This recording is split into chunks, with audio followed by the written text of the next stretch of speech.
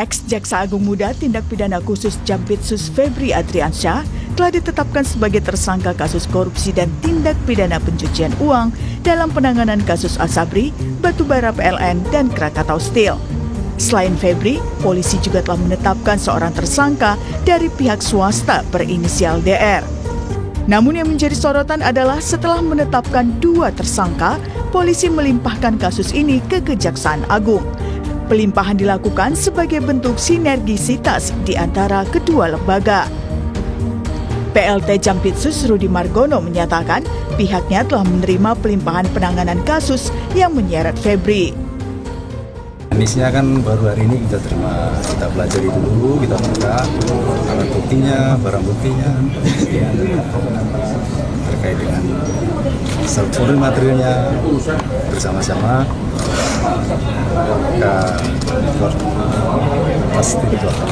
Kita memastikan profesionalisme dalam perkara itu.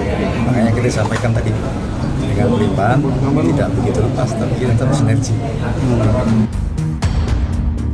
Menko Polhukam 2019-2024 Mahfud MD menilai diserahkannya perkara kasus korupsi dan TPPU mantan Jampitsus Febri Ardiansyah dari Polri ke Kejaksaan Agung tidak sesuai KUHAP. Menurut Mahfud, pelimpahan perkara hanya dapat dilakukan apabila penyidikan telah selesai, terdapat minimal 2 alat bukti dan tersangka sudah diperiksa oleh penyidik. Namun dalam kasus ini, Febri belum pernah diperiksa oleh penyidik Polri.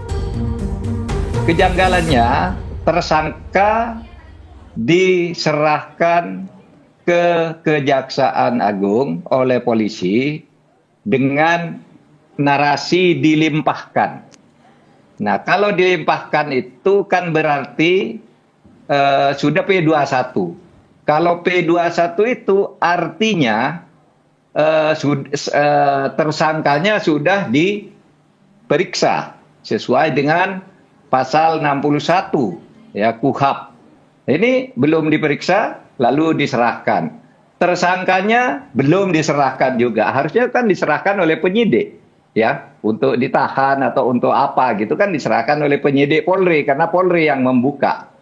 Nah, itu saja kan sudah pelanggaran. Sementara itu, dengan dilimpahkannya kasus ke Kejaksaan Agung, anggota Komisi 3 DPR RI Hinca Panjaitan menilai Jaksa Agung perlu mengganti penyidik yang menangani perkara mantan Jampitsus Febri Adriansyah. Hinca mengatakan yang menangani perkara ini seharusnya jaksa yang tidak memiliki kedekatan maupun keterkaitan dengan mantan Jampitsus Febri. Usulan ini guna menjawab keraguan publik terhadap independensi proses penyidikan kasus. Tak hanya itu, Komisi 3 DPR RI juga membentuk panitia kerja untuk mengawasi penanganan perkara ini. Kan gini, karena itulah Komisi 3 bentuk panja, awasi. Satu, kemudian kita kan ragu nih, masa di tempatnya mantan atasannya gitu ya. Kita bisa terima lah itu, keraguan kita dan keraguan masyarakat. Maka kita minta penyidik-penyidiknya itu yang istilah ketua kemarin independen, artinya nggak ada hubungan dengan kerjaan selama ini, kan bisa dari luar, artinya tetap jaksanya satu. Nah, lalu kalau saya ditanyakan kasus di penyidikannya itu yang sekarang di situ mestinya diganti, kan gitu biar sesuai dengan keinginan kita tadi kan. Jadi Kejaksaan Agung memastikan mantan Jampitsus Febri Adriansyah yang terjerat 3 kasus korupsi masih berada di Indonesia dan telah dicegah keluar negeri. Meski begitu, Kejaksaan Agung menyebut belum ada jadwal pemeriksaan terhadap mantan Jampitsus Febri Adriansyah. Penyidik disebut masih mempelajari berkas dan barang bukti yang telah dilimpahkan dari Polri. Tim Liputan, Kompas TV.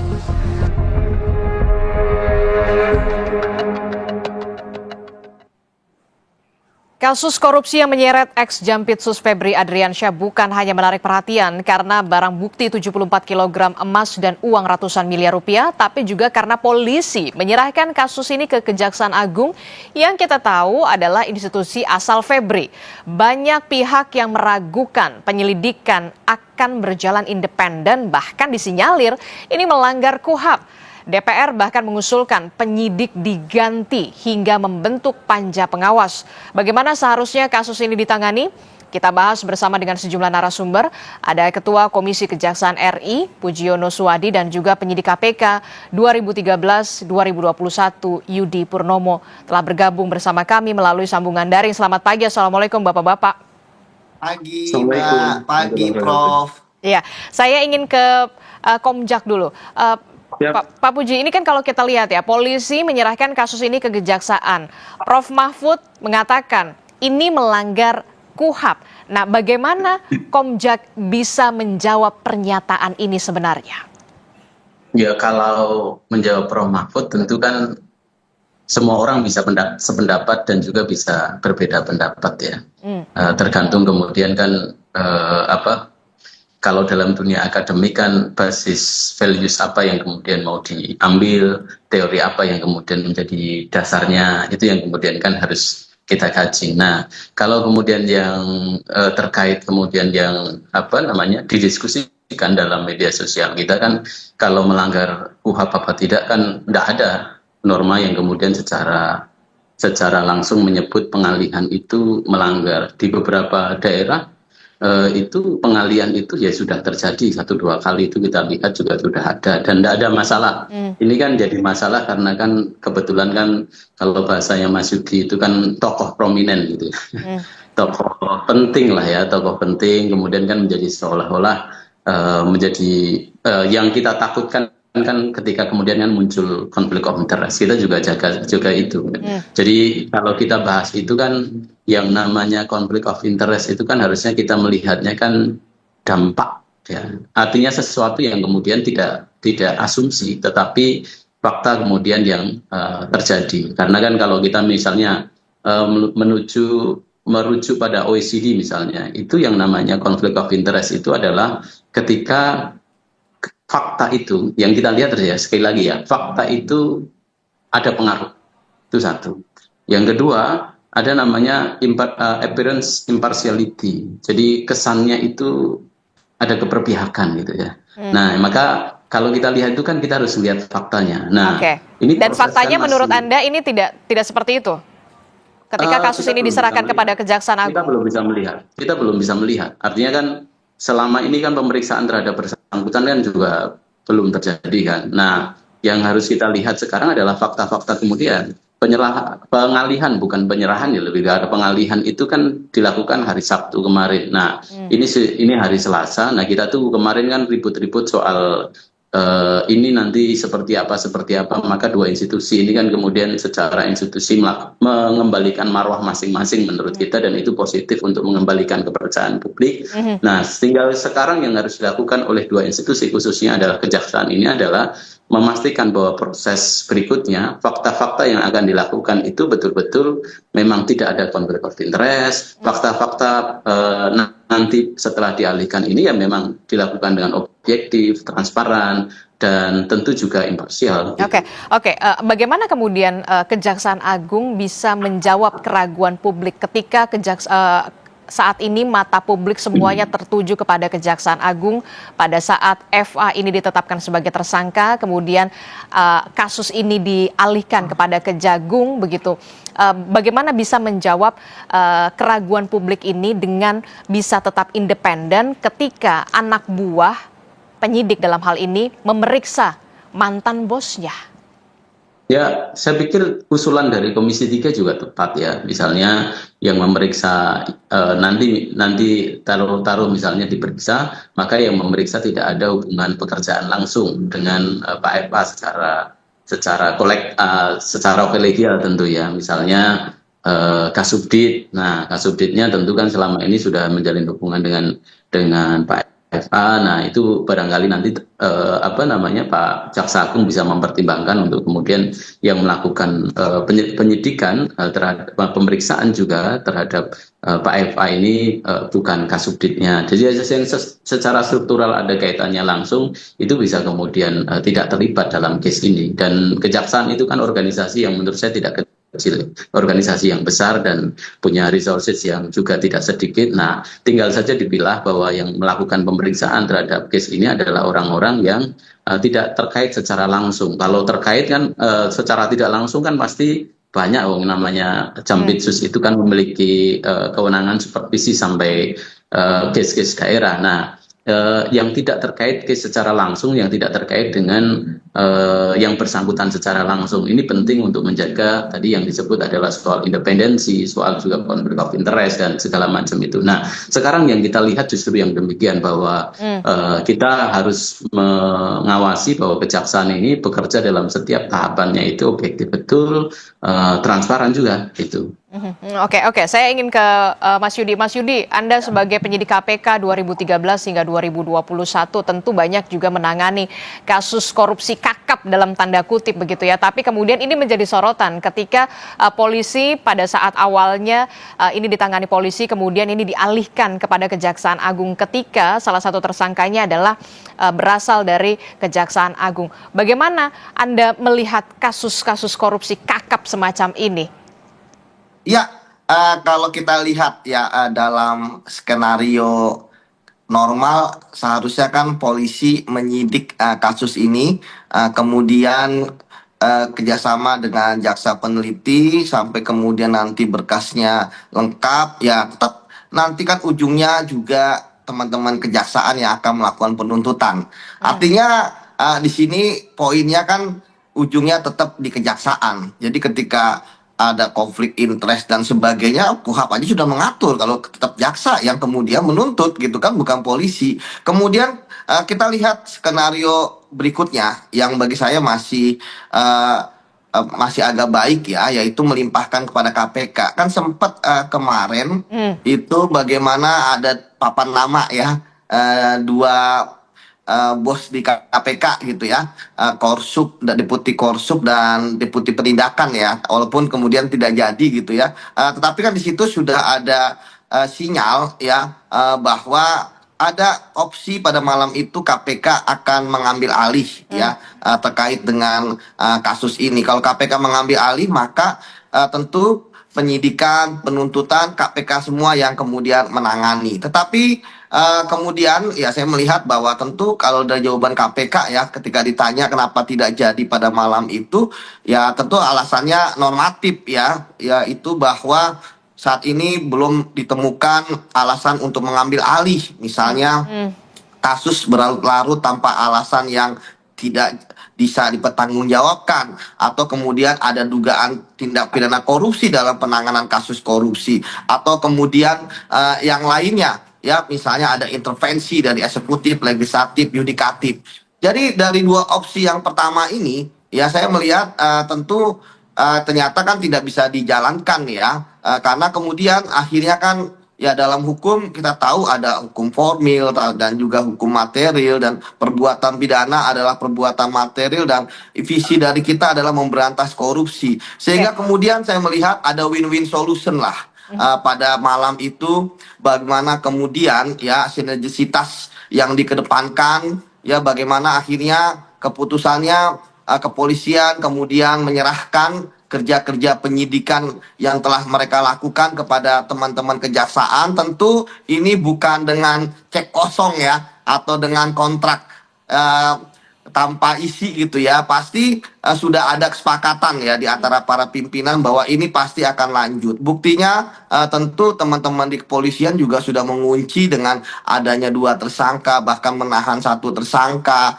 ya. Kemudian juga kejaksaan tentu ya, kepercayaan dari kepolisian bagi teman-teman kejaksaan pasti akan dilakukan. Konferensi dari Bang Anang sendiri sudah memastikan bahwa ini akan dijalankan, dan masyarakat tentu terbelah ya, seperti kata Prof Puji ya, tentu ada pro dan kontra, apalagi terkait dengan pernyataan Prof Mahfud ya. Tapi tentu saja kita kan yang kita lawan adalah korupsi gitu kan. Ini uangnya udah ada nih, 0,5 triliun lebih, 74 kilo gitu kan. Kalau masalah kemudian ada celah hukum dan sebagainya, silakan saja para tersangka kemudian melakukan pra-peradilan, tapi pembahasan korupsi harus jalan terus. Dan kemudian yang harus dilakukan oleh teman-teman kejaksaan bahwa untuk dapat kepercayaan adalah sama dengan dilakukan oleh kepolisian dengan 1 tersangka yang lain, ya segera periksa tersangka yang belum diperiksa gitu kan, kemudian dilakukan penahanan dan kemudian ditunjukkan kepada publik, karena publik semenjak Kompres kemarin kan belum pernah melihat Pak Febri seperti itu, sehingga banyak spekulasi mana Pak Febri, bahkan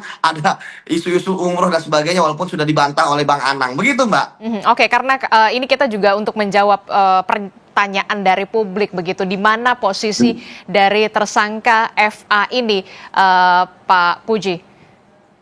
Ya, dari konfirmasi kita yang bersangkutan masih berada di Indonesia, bahkan masih ada di Jakarta. Jadi cuman titiknya di mana kita belum dapat informasi pasti, dan informasinya yang bersangkutan juga akan kooperatif ketika nanti proses-proses penyidikan yang dilakukan oleh teman-teman di kejaksaan. Jadi kalau kabar umroh segala macam ya namanya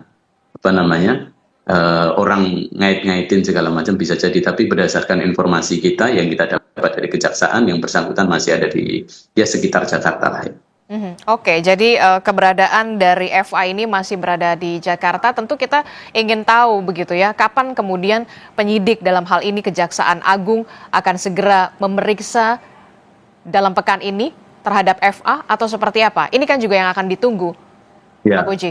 nanti justru itu nanti juga kita tanyakan kapan tahapan-tahapan pemeriksaan berikutnya, itu yang akan kita tanyakan. Justru menurut saya ada beberapa hal ya, misalnya yang disampaikan Prof. Mahfud, misalnya nanti diperadilankan, nanti gugur tersangkanya, justru kan ketika kemudian dialihkan ke kejaksaan kan jadi yang dilakukan penyidik Polri itu adalah mengunci dulu bahwa dua orang itu sudah dijadikan tersangka, dan publik mengetahui bahwa dua orang ini menjadi tersangka. Misalnya nih nanti jelek-jeleknya bahwa yang bersangkutan nanti mau melakukan pra-peradilan karena belum pernah diperiksa, kan pemeriksaannya ini kan bisa dilakukan kemudian di kejaksaan, dan kejaksaan kemudian bisa menetapkan lagi yang bersangkutan bisa jadi tersangka. Kan SPDB-nya kan surat dimulai penyidikannya kan juga bisa berbeda.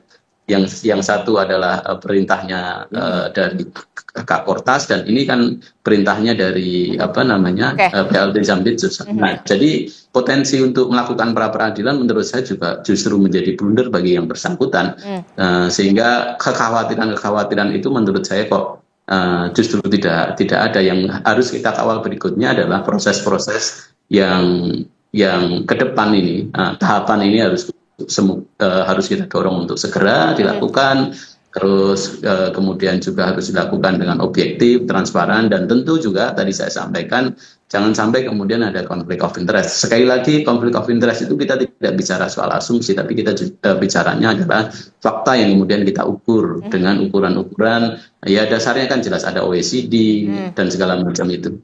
Oke, ini menjadi PR berat dari Kejaksaan Agung untuk bisa menjawab keraguan publik, jangan sampai ada konflik of interest di sini ketika kemudian FA yang kita tahu berasal dari Kejaksaan Agung pula, kemudian saat ini kasusnya tengah ditangani. Lantas menunggu apa lagi sebenarnya FA ini untuk bisa segera diperiksa, apalagi tadi Anda mengatakan sudah ada di Jakarta. Ya, setelah mungkin ribut-ribut ini bukan selesai ya, tetapi mungkin institusi ini firm masing-masing pasti nanti akan segera. Kita berharap minggu ini sudah dilakukan proses pemeriksaan terhadap yang bersangkutan. Nanti juga akan kita tanyakan agar pemeriksaan itu segera dilakukan, dan ya kegalauan lah ya, meskipun harapan ataupun opini atau pendapat yang ada di media sosial dengan fakta hukum itu bisa jadi jalurnya berbeda, tetapi itu menjadi pertanda bahwa publik mendambakan penegak hukum yang bersih. Oleh karena itu ketika ada oknum, ya segera saja oknum itu kemudian diproses begitu. Meskipun tetap kita mengedepankan misalnya praduga tidak bersalah, tetapi bahwa fakta yang tadi disampaikan oleh Mas Yudi juga sudah jelas. Tinggal saja bahwa barang-barang yang yang ditemukan oleh penyidik Kortas Mabes Polri itu punya siapa. Nah, itu yang kemudian kalau ketemu selesai itu barang.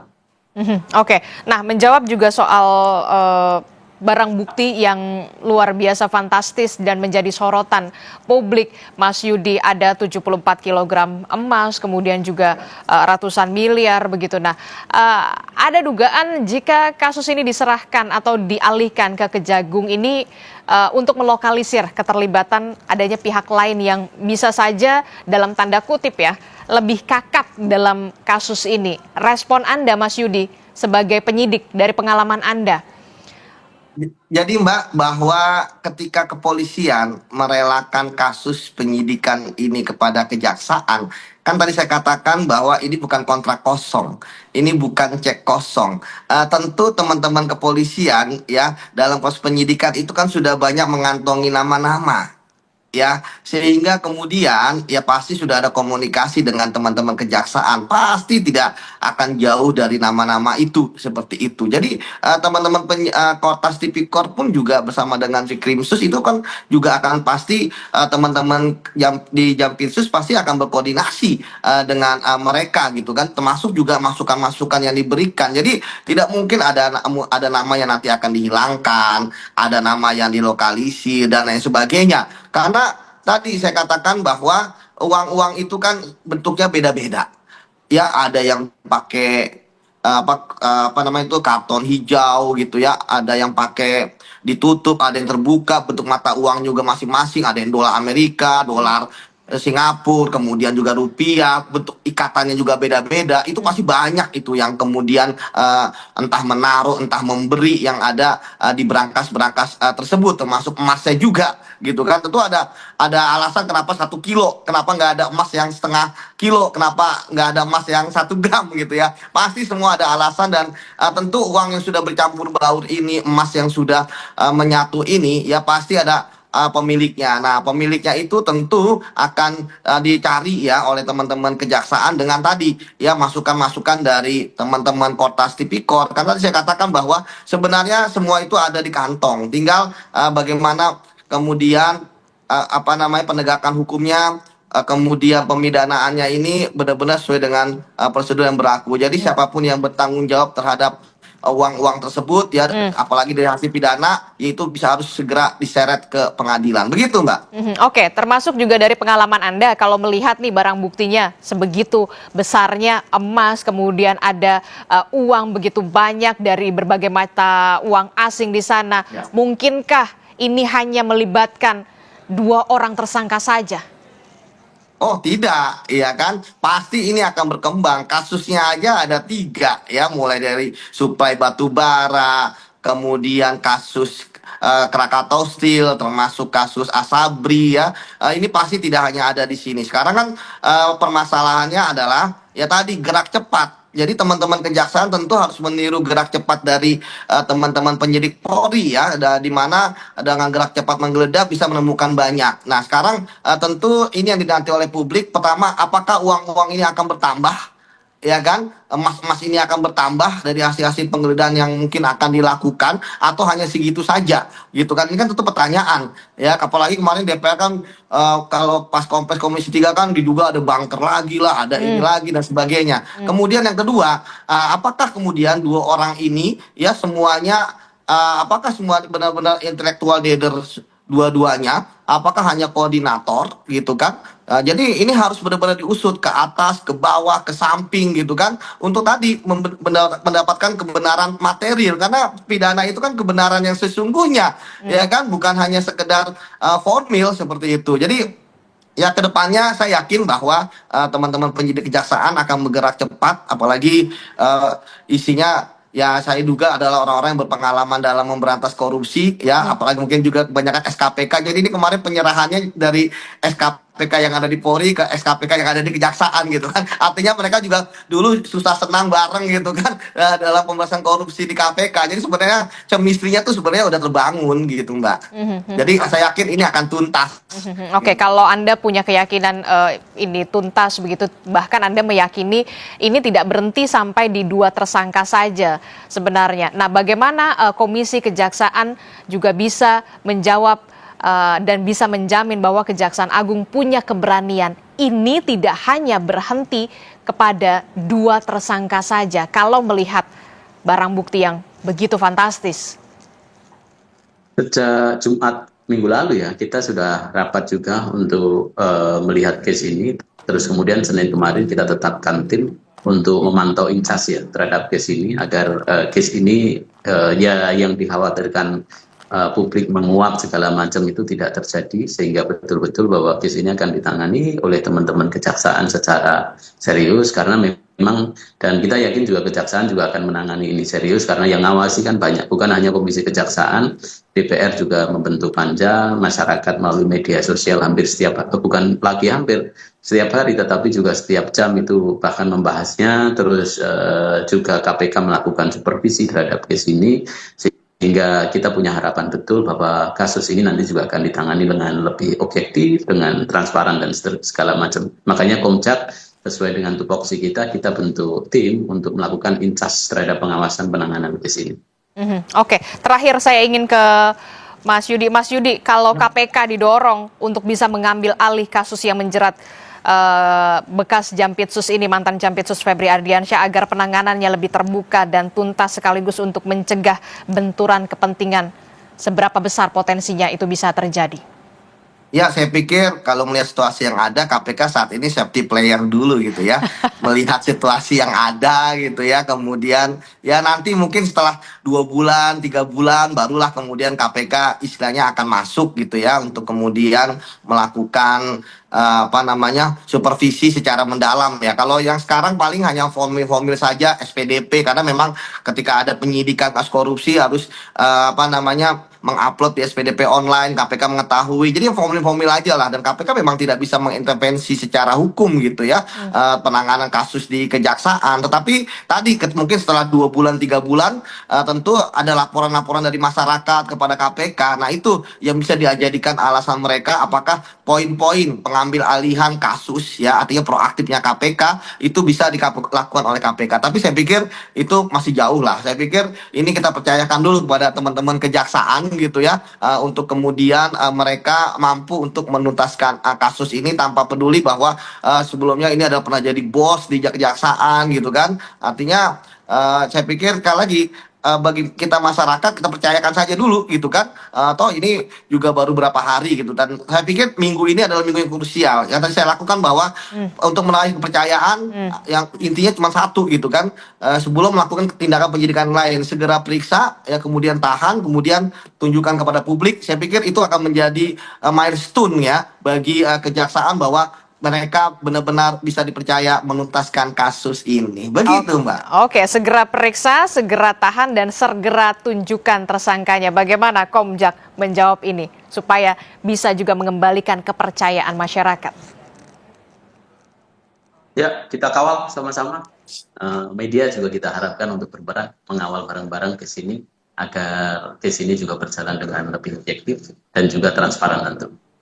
Oke, baik, terima kasih Ketua Komisi Kejaksaan RI, Mas Pujiono Suwadi, dan juga penyidik KPK 2013-2021, Mas Yudi Purnomo juga telah bergabung bersama kami. Tentu kita sama-sama mengawal dari pengusutan kasus ini bisa benar-benar secara tuntas terbongkar, tidak hanya soal 2 tersangka ini, tapi sampai menyentuh kepada aktor intelektualnya. Terima kasih Bapak-Bapak, selamat pagi. Assalamualaikum. Terima kasih. Pagi, Waalaikumsalam. Prof.